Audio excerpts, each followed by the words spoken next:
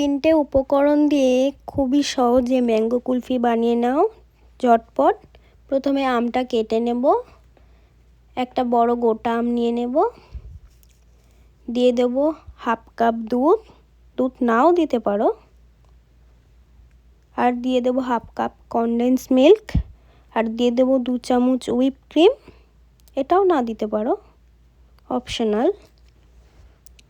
ভালো করে ব্লেন্ড করে নেবে। তারপর যে কাপে সেট করবে, আমার কাছে চায়ের কাপ ছিল, আমি তাতেই সেট করেছি, আপনাদের কাছে আইসক্রিমের মোল থাকলে তাতেই সেট করে নেবে। এই গরমে কার কার কী ফ্লেভারের আইসক্রিম খেতে সবচেয়ে বেশি ভালো লাগে বলে যাবে তো কমেন্টে।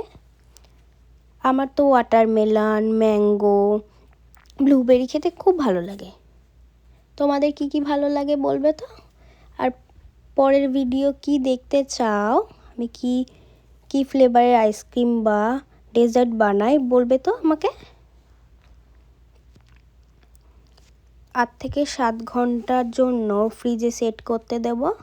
দেখো সেট করার পর আমার আইসক্রিম রেডি। বাড়িতে অবশ্যই একবার বানিয়ে বলবে কেমন হয়েছিল, খুবই ইজি। দেখো কি সুন্দর কালারফুল, ক্রিমি।